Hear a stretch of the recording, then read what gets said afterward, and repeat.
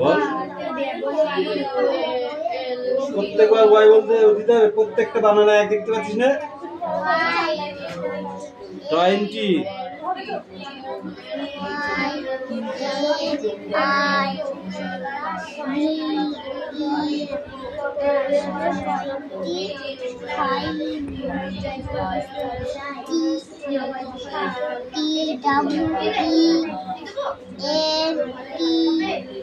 Y 20 SIX 6 X 6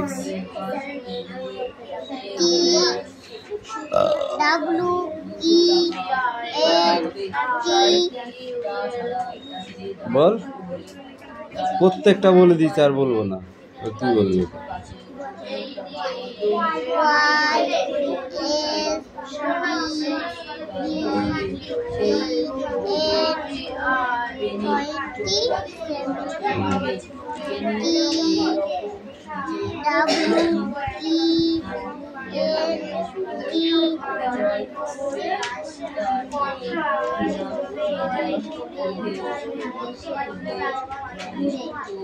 বল 20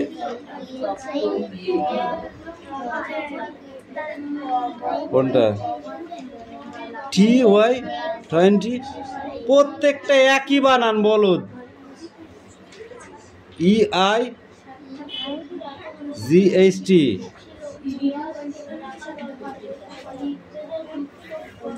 এই দেখে মাথায় এক জায়গায় হলে না মাথায় মারবে এবার।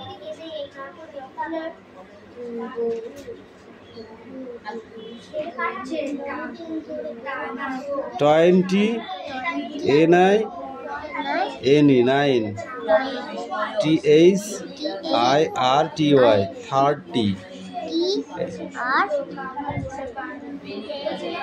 30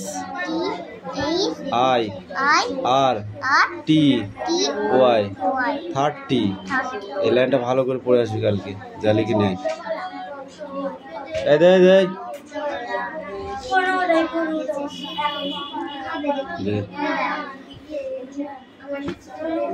নীলম বল ভারতবর্ষের প্রথম মুঘল বাদশাহ কে ছিলেন? বল বল ও তুই বল। বাহ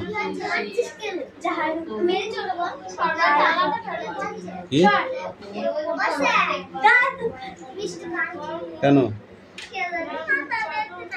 কেন খাতে দিচ্ছিস না? দেখ খাতে দে। প্রতিদিন আরে না, তুই বাড়ি গিয়ে নিতে পারিস না। দে তাড়াতাড়ি দে তাহলে।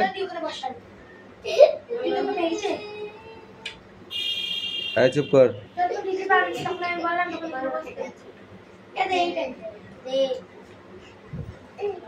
এই বাংলা খাতাই হবে দে, ও তো বানান লিখবে।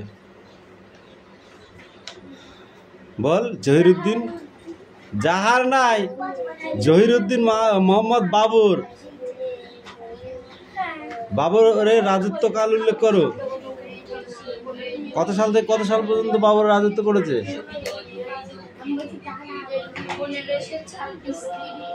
1526 থেকে 1530। তাহলে ক বছর হচ্ছে? 14 বছর। এক থাপ্পড় মারবো একদম। 16 থেকে 30 হলে 14 বছর, 4 বছর হয়। পানিপথের প্রথম যুদ্ধ কবে হয়? 1526। ইতিহাসে এই হচ্ছে মুঘল সাম্রাজ্যের গোষ্ঠী আছে একটা। বাবার হইল আবার জ্বর, বাবার হইল আবার জ্বর, সারিল ঔষধে 7টা। প্রথমে হচ্ছে বাবার মানে বাবর, হইল মানে হুমায়ুন, আবার মানে কি আকবর, জ্বর জাহাঙ্গীর, সারিল শেরশাহ, ঔষধে ঔরঙ্গজেব। একটা ভুল হয়ে গেছে। বাবার হইল আবার জ্বর সারিল ঔষধে, ছটাই হবে। ঠিক আছে, ছটা, ওদের বংশধর পরপর ছটা। মিলানো অত সোজা নাই, মিলানো অত সোজা নয়, এটা মনে থাকলে মিলানো যাবে। পানিপথের প্রথম যুদ্ধ কাদের মধ্যে হয়েছিল?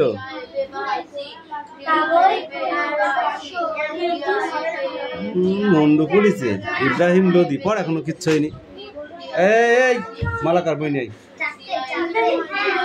বই নিয়ে আয়।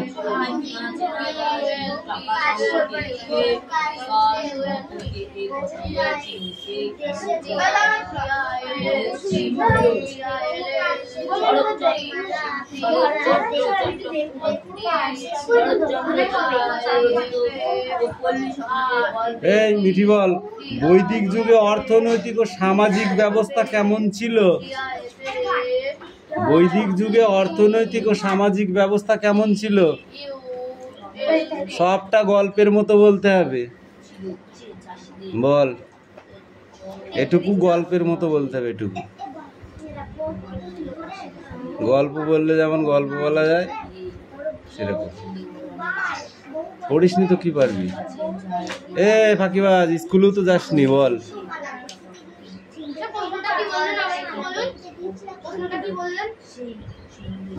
প্রশ্নটা বলেছি বৈদিক সভ্যতার অর্থনৈতিক ও সামাজিক ব্যবস্থা কেমন ছিল।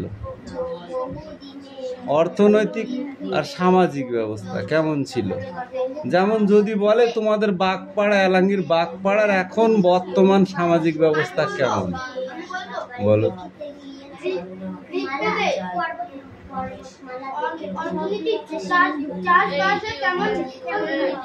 ঋগ্বেদে কৃষির তুলনায় পশুপালনের কথা বেশি পাওয়া যায়। আদি বৈদিক যুগে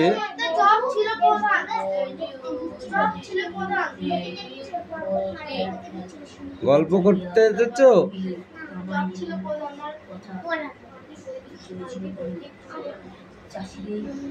যদি বলা তোমার বাড়িতে তুই কি বলবা? এলাঙ্গি বাঘ পাড়ায় ওখানকার পরিস্থিতি কেমন? বলবে এখন অর্থনৈতিক পরিস্থিতিটা কোনো রকম চলছে, সবাই যাই হোক এক আধ দুটো খেতে পায়, আর সামাজিক ব্যবস্থা মোটেই ভালো নাই। সব মদ খেয়ে রাস্তায় ঘুরে বেড়ায়, এর ওর গায়ে ধাক্কা মারে, দুবেলা মারামারি হয়, বোম ফেলাফেলি হয়। এটা হচ্ছে সামাজিক ব্যবস্থা। ঠিক সেরকম এইটাও গল্পের মাধ্যমে পড়লে তাহলে বোঝা যাবে, নাহলে জীবনেও মুখস্থ করতে পারবে।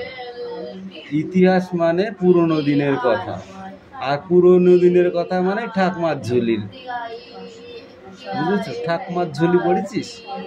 সেরকম প্রচুর গল্প আছে, ইতিহাসে প্রচুর কিছু আছে। বলো,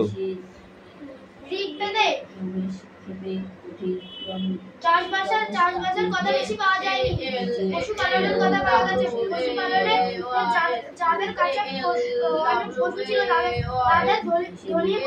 ধনী বলে মানা হতো। চাষবাসের মধ্যে জব ছিল প্রধান। পশুপালনের উপরে সমাজ বেশি নির্ভর করে বলেই গবাদি পশুর এত গুরুত্ব ছিল। খেয়াল রাখা দরকার, ঋগ্বেদের যুদ্ধ করে জমি দখলের কথা বিশেষ নেই, কারণ ঋগ্বেদের যুগে সম্পদ হিসেবে জমির গুরুত্ব বিশেষ ছিল না। তাছাড়া ঘোড়ার চাহিদাও ছিল সম্পদ হিসেবে। আদি বৈদিক যুগে কৃষির প্রকল্প কম হলেও ছিল উৎপন্ন শস্যের মধ্যে যব প্রধান। শুধু জব বলে দিলাম আর হয়ে গেল? গম ধান উৎপাদন হতো কিনা তা নিশ্চিত করে বলা যাচ্ছে না। ঠিক আছে, গম ধান এগুলো যে উৎপাদন হতো সেটা নিশ্চিত করে বলা যাচ্ছে না। অস্ত্রশস্ত্র বৈদিক সমাজে কৃষির গুরুত্ব বাড়িয়েছিল। অস্ত্রশস্ত্রেও কৃষি মানে কি বৈদিক যুগের সামাজিক সভ্যতা বাড়িয়েছিল। আদি বৈদিক সমাজে কারিগরি শিল্পের চলন ছিল কম। আদি বৈদিক সমাজে কারিগরি শিল্পের প্রচলন ছিল কম। কাঠের কারিগরি শিল্পের কথা জানা যায়, কিন্তু কাঠ দিয়ে শিল্প তৈরি ছিল সেটা জানা যায়। কাঠের আসবাব ও বাড়ির তৈরি করা হতো। কাঠের কী হতো? আসবাবপত্র তৈরি করা হতো, বাড়িও তৈরি করা হতো। তাছাড়া রথ তৈরি করতেও কাঠ ব্যবহার করা হতো। ঋগ্বেদে রথ তৈরি করবার জন্য কাঠের ব্যবহার করা হতো। ঋগ্বেদের চামড়া শিল্পের কথা রয়েছে। পশুপালন হয় তো চামড়া শিল্প থাকবে না? চামড়া দিয়ে থলি, ঘোড়ার লাগাম প্রভৃতি বানানো হতো। ভেড়ার লোম থেকে পোশাক বানানোর কথাও ঋগ্বেদে রয়েছে। টানা ও পোড়েন দু রকমের সুতো কাপড় বোনার ব্যবস্থা হতো। টানা ও পোড়েল দুটো প্রকারের মানে কি জামা কাপড় বোনার ব্যবস্থা হতো বানানোর। সোনার নানা রকমের গয়না কথাও ঋগ্বেদে থেকে জানা যায়। সোনার নানা রকমের যে গয়না সেটাও ঋগ্বেদ থেকে শোনা যায়। তামা দিয়ে চাষের প্রয়োজনীয় যন্ত্রপাতি বানানো হতো। কি দিয়ে চাষের যন্ত্রপাতি? তামা দিয়ে। ঋগ্বেদে লোহার কথা নেই, লোহা ছিল না ঋগ্বেদে, ঠিক আছে। ফলে আদি বৈদিক সমাজে লোহার ব্যবস্থা ছিল বলে ব্যবহার ছিল বলে মনে হয় না। মানে একটা কোদাল বানালো সেটা তামার, বুঝেছো? এতখানি এভাবে বলতে হবে। যদি বলা হয় 2025 সালে ভারত আর পাকিস্তান যুদ্ধ বেঁধেছিল, ঠিক আছে, সেই যুদ্ধটা সম্পর্কে বলো। তুমি কিছুই জানো না, তাহলে কি করে বলবা? আর যদি জানো তাহলে বলতে পারবা, ঠিক আছে। কি হয়েছিল?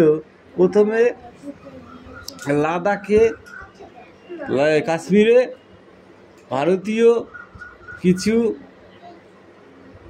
টুরিস্টদের টেররিস্ট অ্যাটাক করেছিল। তারপরে 26 জনকে ফায়ার করে মেরেও দেওয়ার পরে তখন ভারত সরকার ওই টেররিস্টদের উচ্ছেদ করবার জন্য পাকিস্তান সরকারকে হুঁশিয়ারি জারি করে। তাতে কোনো কাজ না হওয়াতে তখন তারা সরাসরি যুদ্ধের প্রস্তাব দেয়। এবং এই যে ভারতবর্ষের যে যারা মারা গিয়েছিলেন তারা সকলেই বিবাহিত ছিলেন। তাই সেই স্ত্রীগুলো যেহেতু তাদের স্মৃতির সিঁদুর মুছে গিয়েছিল, তাই ওই অপারেশনটার নাম দেওয়া হয়েছিল সিন্দুর, ঠিক আছে। এবং সেই অপারেশনটা করেছিল ভারতবর্ষের কি নারী পাইলট, তাই তো। ওখানে গিয়ে পাকিস্তানের 9টি জঙ্গি ঘাঁটি ধ্বংস করে আবার ভারতবর্ষে ফিরে এসেছিল রাফালে করে, যুদ্ধবিমান রাফাল। এবং পাকিস্তানও পরের দিন 265টা মিসাইল ছেড়েছিল ভারতবর্ষের প্রতি। কিন্তু সেটা ভারতবর্ষের এয়ার ডিফেন্স সেই 265টা মিসাইলকে আকাশপথেই ধ্বংস করে দিয়েছিল, যে কারণে ভারতবর্ষের কোনো ক্ষতি হয়নি। মতো অবস্থায় ভারতবর্ষের সরকারকে আমেরিকা সরকারের অনুরোধে এবং মিল ছাল করবার কথা বলেছিল এবং তা মিটমাটও হয়ে গেছে। এই গল্পটা তুমি খাতায় লেখো, 1 পৃষ্ঠা হবে, এইভাবে মনে রাখতে হয়, নইলে মনে থাকে না, বুঝেছো? ইতিহাস মানেই গল্প, ইতিহাস মানেই পুরাতন দিনের কথা। বানিয়ে বলে দিল, না পড়লে তুই বানানো কলে পাবি?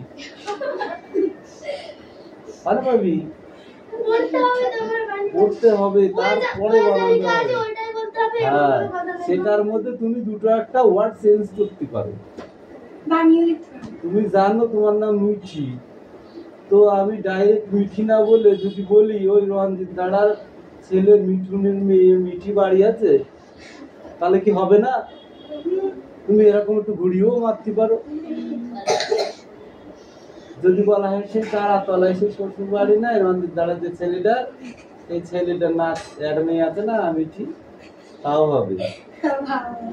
কথার মধ্যে সব, বুঝেছ? কেউ বলে গরুর দুধ, কেউ বলে গাভীর দুগ্ধ পান করিলাম, আবার কেউ বলে গরুর দুধ খেয়ালাম, নাকি? বুঝেছ? কথা এইগুলো এই জন্যই বলছে, বাক্যটা তুমি কিছুটা চেঞ্জ করতে পারো, তাই বলে তুমি হুবাহু দেখা যাচ্ছে মিঠির বদলে সেই ফিটিকে চাচ্ছে, সে তো হবে না।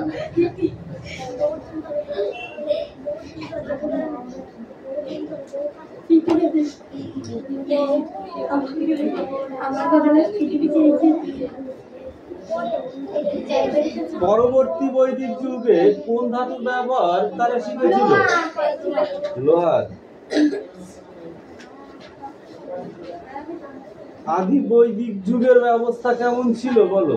আদি বৈদিক যুগের ব্যবস্থা, ব্যবসা বাণিজ্যের ব্যবস্থা কেমন ছিল? আদি বৈদিক যুগে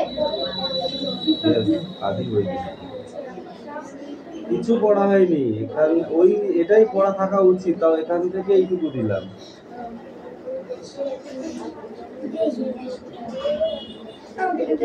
দেখে নাও, এটা তো দিয়েছি, ধরো নাও গো, এই নিও।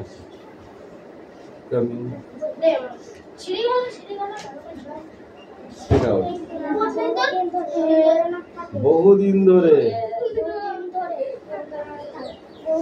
জামাটা কেন জামাটা 400 টাকা দাঁড়া স্টেট ভাবে, এবার বল। বহু ক্লোজ দিবে, বয় নয়, ব্যয়।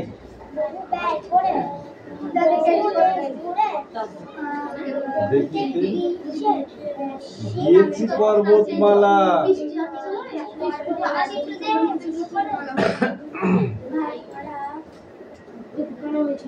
তারপর 4 লাইন হবে, কান ধরে দাঁড়িয়ে থাকবে না, এই কাবিনে এদিকে আয়, বল।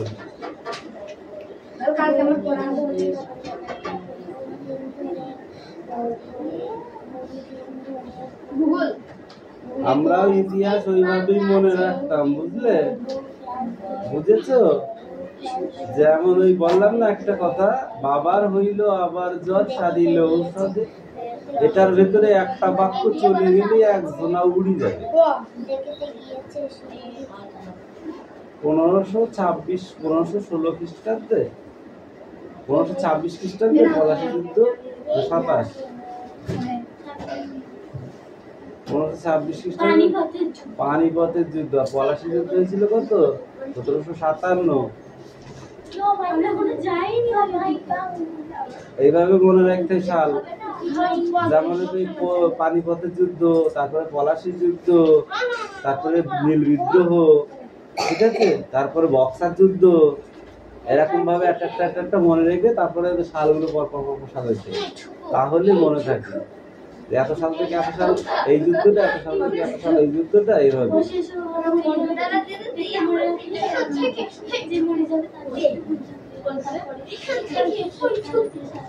কান্দর 20 বার করে উঠবস কর, হয়েছে? মিষ্টি হয়েছে তো? এখনো 20টা দিচ্ছি, দেবো না? তুই ওর সাথে বেশি বিলি দেখাচ্ছিস, তাড়াতাড়ি কাজ কর।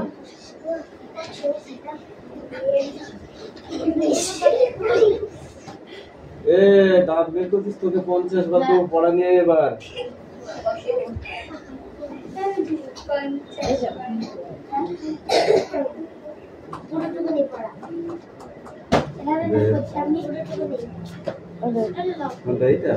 এইটুকু না, এদিকে পড়া হয় না, পড়া এইটুকু।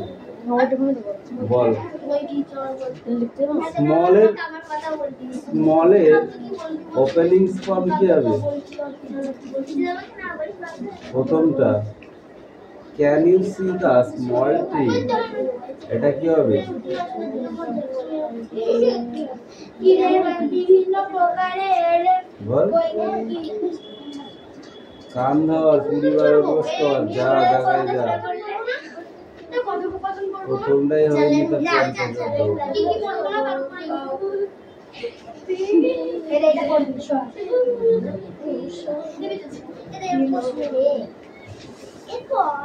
এটা বলবো না রাস গুনতে পারিস তো 20 বার আবার গুনগুন কর, তাহলে কি শেষ হবে না?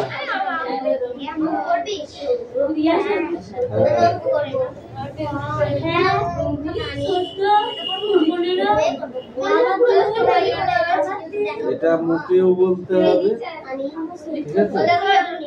মুখেও হবে, লিখতে হবে না, মুখে পড়ার আগে মুখস্থ কর। এই জানিস কলকাতাতে হাওড়ার ব্রিজ আছে, তুই গুগল বলতে পারছিস কে? তোকে কে দেখিয়ে দেবে? কি বোবা নাকি? বলতে ও ও ও ও হবে তো নাকি? তাও তো সে মোয়া করত, তুই তো কোকা কিছুই করতে পারলিনি।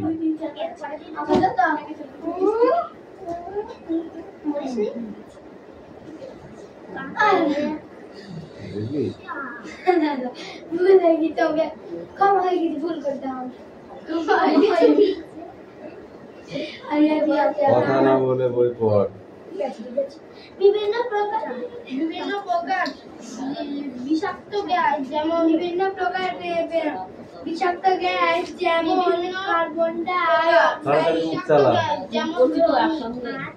তাড়াতাড়ি মুখ চালা। বিভিন্ন প্রকার বিষাক্ত গ্যাস পাঠিয়ে দেবে মারলে যেন তার বিভিন্ন প্রকার বিষাক্ত গ্যাস যেমন সেজন্য তাহারা এই দিল শুনাম, তাদের বল।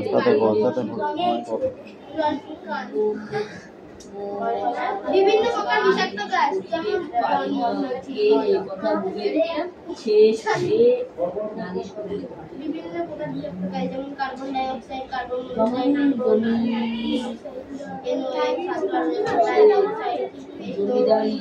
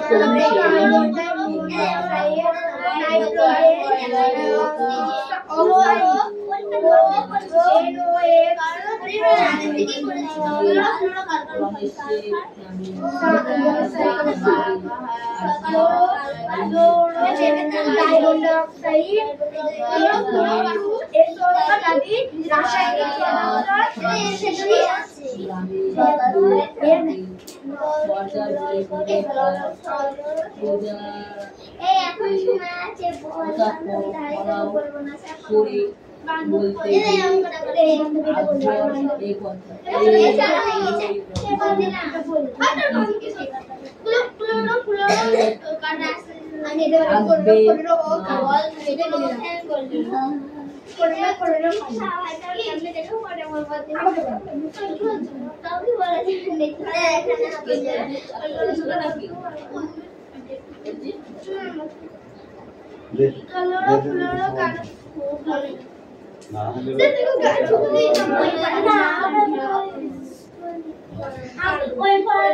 পঞ্চাশ বার কান ধরে উদ্বেশ করবি না, 20টা করে 60 খাবি।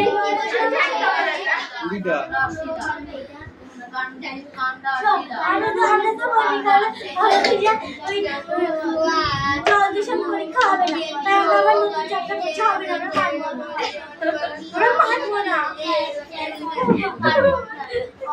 পরীক্ষা না হোক একটু উঠেও পাচ্ছে না।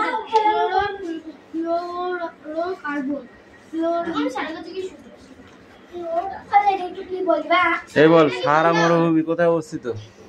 কোন দিকে? পূর্ব মুক্তি বেড়েছে না ভগবান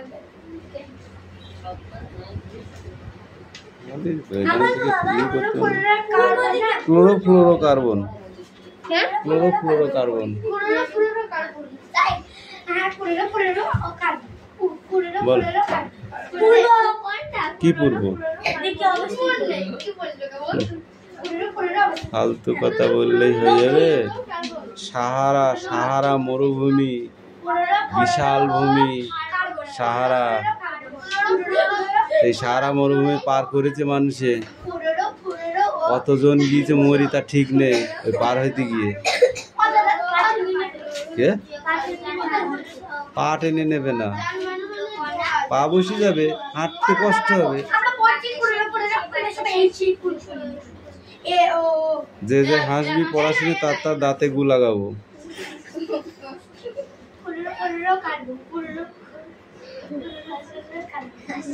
এই সাহারা মরুভূমিতে একটা হচ্ছে ইয়ে করেছিল, মানে সাহারা মরুভূমি জয় করবার জন্য এ মাথা থেকে ও মাথা বোঝা যাবে না, একটা টার্গেট করে নিয়ে কিংবা কম্পাস নিয়ে তো যাবে। এই সাহারা মরুভূমি বালি, শুধু বালি, ঠিক আছে, আর কিছু নেই। মাঝে মাঝে ঝড় ওঠে, বালির ঝড়, ঠিক আছে, তাতে তুই ডুবেও মরেও যেতে পারিস বালির ঝড়ে। বালির ঝড় যখন উঠবে বালি চাপা দেবে, ঠিক আছে, মোনা মোনা ঢিপি হয়ে যাবে। সেই ঝড়ের মধ্যে যদি পড়িস তখন কি হবে? হইলো? এবার জল কনে পাবি? মিনিমাম ধরে এটা পার হইতে মিনিমাম যদি ভালোভাবে যাস তা মনে হয় 2 মাস 6 মাস লাগবে, 6 মাস লাগবে হেঁটে পার হইতে। আর উঠও যাবে না। ওই যারা গিয়েছিল প্রথমে ওরা 28 জন গিয়েছিল, আর কুকুর নিয়ে গিয়েছিল, লাইকা নামে কুকুর নিয়ে গিয়েছিল 50টা 60টা। কুকুরের পিঠে সব খাবার বান্ধা ছিল, ঠিক আছে। ওরা মনে করি ওরা হিসাব করেছিল এতদিনের পথ এতগুলো খাবার নিলাম, আবার এতদিন ঠিক আছে, তাহলে আমাদের কতদিনের পথের খাবার নেওয়া হচ্ছে এই হিসাব করে ওরা খাবার নিয়ে গিয়েছিল, ডাবল খাবার নিয়ে গিয়েছিল, ঠিক আছে। লাস্টে খাবার তো সব তোর কাছে থাকবে নাকি? অনেক হেরি মেরি গিয়েছে, তার ঝড়ে মরে তা ঠিক আছে। তারপর সাপ আছে বালির ভেতরে, কত কীট পতঙ্গ আছে, ঠিক আছে। আর ওই বালি, তপ্ত বালিতে হেঁটে দেখেছিস কোনোদিন? মুড়ি ভাজে যে বালি দেখেছিস? ওই ধর ওই বালিটায়, যে বালিটায় মুড়ি চাল দেওয়া হয় সেই বালিটায় পা দিতে পারবি? সেরকম উত্তপ্ত হবে বালি। 1 ফোঁটা জলের জন্যে, হ্যাঁ 1 ফোঁটা জলের জন্য গলা শুকিয়ে কাঠ হয়ে যাবে, তা তো জল পাবিনি কোথাও। আর সামনে তাকাবি মনে হয় যেন ওই তো জল, ওই যে জলের হ্রদ, ওটাকে মরুভূমির মরিচিকা বলে। গরমকালে যখন পাকা রাস্তায় সাইকেল চালিয়ে যাস না, একটু দূরে দূরে মনে হয় না যেন ওখানে জল থই থই করছে, সেরকম।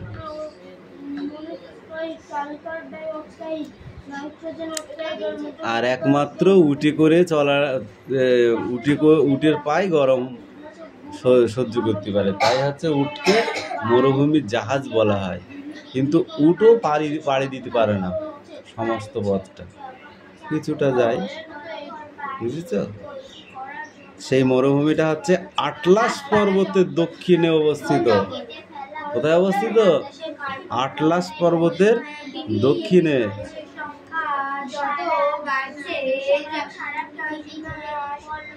আর এই সাহারা মরুভূমির মধ্যভাগে আহাগলার বা টিবেস্টি মালভূমি দেখা যায়। আহাগলার বা টিবেস্টি মালভূমি কোথায় দেখা যায়?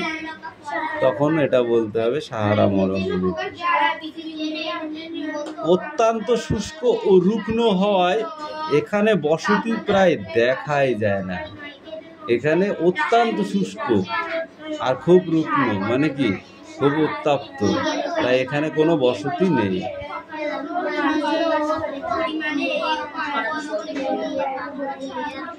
নীলনদ সাহারা মরুভূমির কোন দিকে অবস্থিত? এইটা হচ্ছে পূর্ব দিকে অবস্থিত।